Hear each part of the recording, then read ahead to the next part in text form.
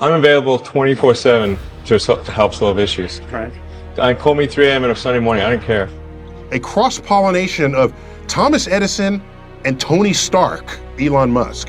Were you a little naive when you thought I can easily build an electric car and a rocket? I didn't think it would be easy. Like I said, I thought they would probably fail. But you know, like creating a company is almost like having a child. So it's sort of like, how do you say your child should not have food? So once you have the company, you have to feed it and nurse it, and take care of it, even if it ruins you. Yeah.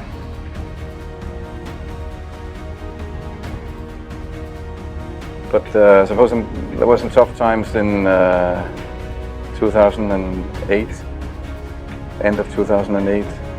How did you get through that period of crisis? Yeah.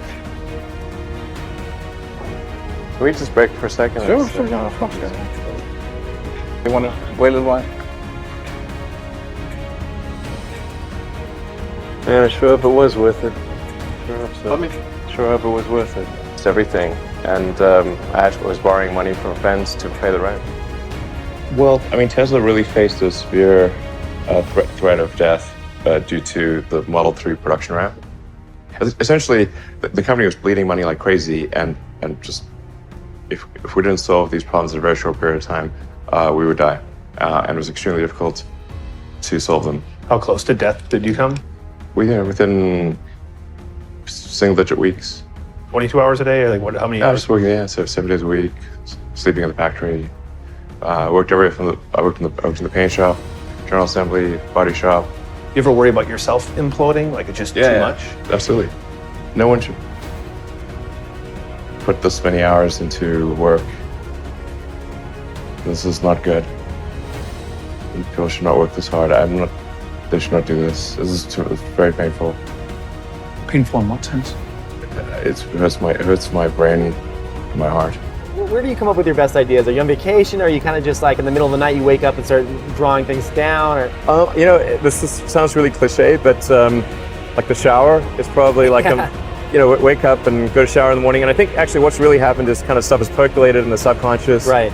And it's not really occurring in the shower, but you're kind of getting the results of last night's, computation, basically. Right. Whatever area that you get into, given that, even if you're the best, there's always a chance of failure. So I think it's important that you really like whatever you're doing. If you don't like it, life is too short.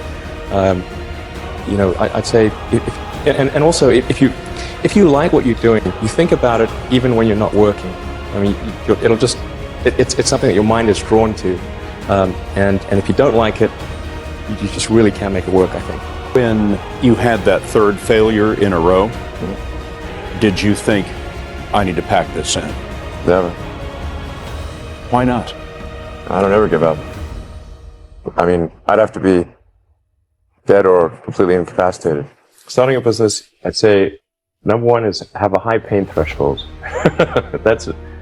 There's a friend of mine who's got a good saying, which is that starting a company is like eating glass and staring into the abyss. Okay, that's generally what happens, because when you first start a company, there's lots of optimism and things are great, and then so happiness at first is high.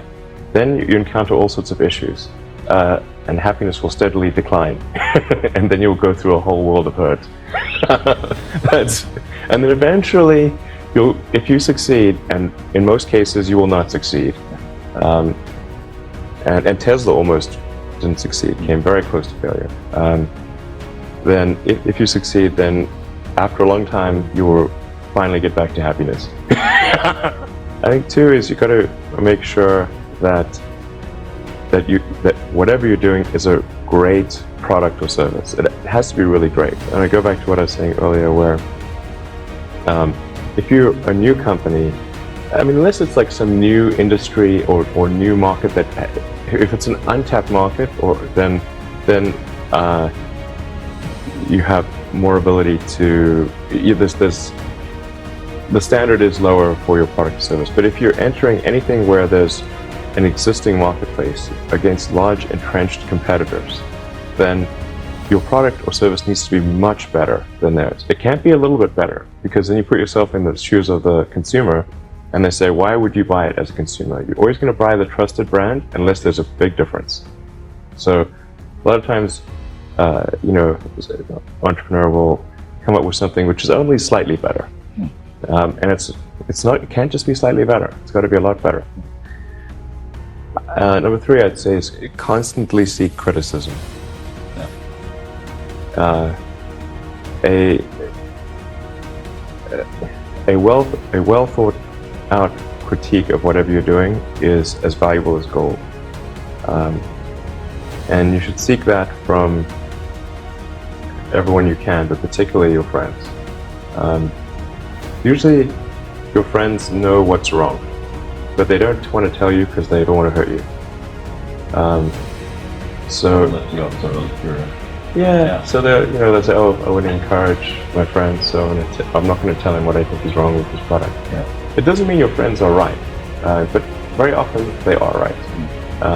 And you at least want to listen very carefully to what they say. And to everyone, you're looking for, basically, you should take the approach that you're wrong. That you, the entrepreneur, are wrong. Your goal is to be less wrong.